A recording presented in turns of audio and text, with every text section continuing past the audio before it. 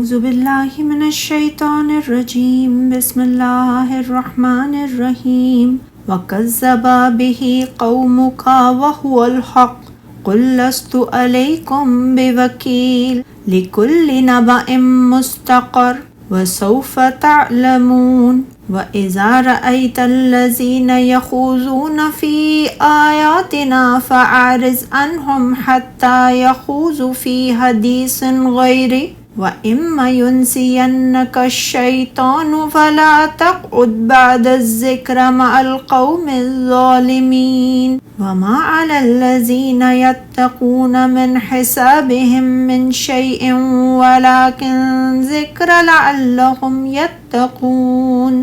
اور اس قرآن کو آپ کی قوم نے جھٹلایا، حالانکہ وہ حق ہے۔ کہہ دیجئے میں تم پر نگران نہیں ہوں، ہر ایک خبر کا وقت مقرر ہے اور جلد ہی تم جان لوگے۔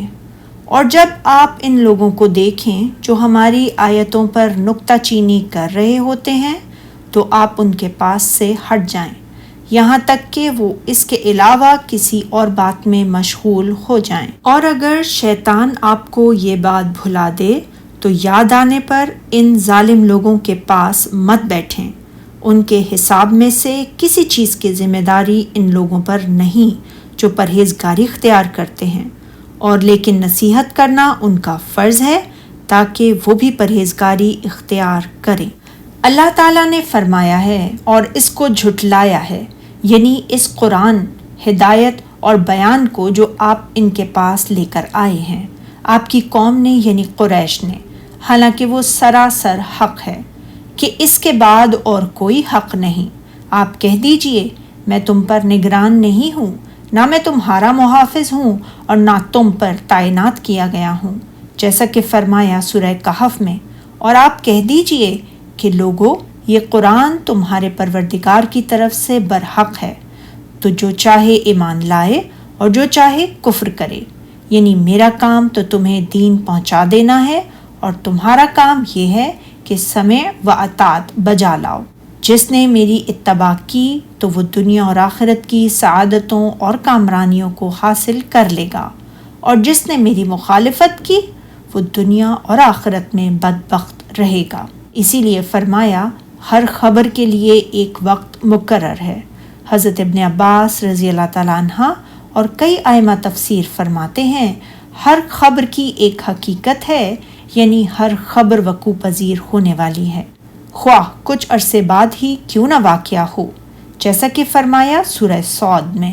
اور تم اس کی سچائی کی خبر ایک وقت کے بعد ضرور جان لوگے، اور فرمایا سورہ رعد میں، ہر وعدے کے لیے لکھا ہوا وقت ہے۔ یہ سرزنش اور بہت شدید وعید ہے، اسی لیے اس کے بعد فرمایا اور تم عنقریب جان لوگے۔ ارشاد الہی ہے، اور جب آپ ایسے لوگوں کو دیکھیں جو ہماری آیتوں کے بارے میں بیہودہ گوئی کر رہے ہیں، یعنی ان کی تکذیب کر رہے ہیں اور ان کا مذاق اڑا رہے ہیں، تو آپ ان سے الگ ہو جائیں، یہاں تک کہ وہ اور باتوں میں مصروف ہو جائیں، یعنی آیت الہی کی تکذیب کے بجائے کسی دوسرے موضوع پر بات شروع کر دیں۔ اور اگر یہ بات شیطان تم کو بھلا دے، اس سے مراد امت کا ہر فرد ہے کہ وہ ان تکذیب کرنے والوں کے ساتھ نہ بیٹھے جو اللہ تعالیٰ کی آیات میں تحریف کرتے اور انہیں غلط معنی پہناتے ہیں۔ اور اگر کوئی شخص بھول کر ان کے پاس بیٹھ جائے تو یاد آنے پر ظالم لوگوں کے ساتھ نہ بیٹھے۔ حدیث میں آیا ہے بے شک میری امت سے خطا و نسیان اور جس پر انہیں مجبور کر دیا گیا ہو اللہ تعالیٰ نے معاف کر دیا ہے، جیسا کہ ارشاد فرمایا سورہ نساء میں۔ اور یقیناً اللہ نے تم مومنوں پر اپنی کتاب میں یہ حکم نازل فرمایا ہے کہ جب تم کہیں سنو کہ اللہ کی آیتوں کا انکار ہو رہا ہے اور ان کی ہنسی اڑائی جا رہی ہے تو جب تک وہ لوگ اور باتوں میں مشغول نہ ہو جائیں ان کے پاس مت بیٹھو، ورنہ تم بھی انہی جیسے ہو جاؤ گے۔ یعنی جب تم ان کے پاس بیٹھ جاؤ گے اور انہیں یہ بات کرنے دو گے تو اس معاملے میں تم اور وہ برابر ہو جائیں گے۔ ارشاد الہی ہے، اور پرہیزگاروں پر ان لوگوں کے حساب سے کچھ بھی جواب دہی نہیں۔ جب پرہیزگار ان سے کنارہ کشی کر لیں اور ان کے ساتھ نہ بیٹھیں تو وہ ان سے بری ہو گئے اور ان کے گناہ سے بچ گئے۔ ارشاد باری تعالیٰ، اور لیکن نصیحت کرنا ان کا فرض ہے تاکہ وہ بھی پرہیزگار ہوں۔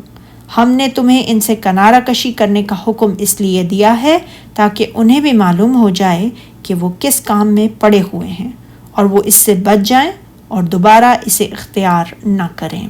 سبحانک اللہم و بحمدک، اشہد ان لا الہ الا انت، استغفرک و اتوب الیک۔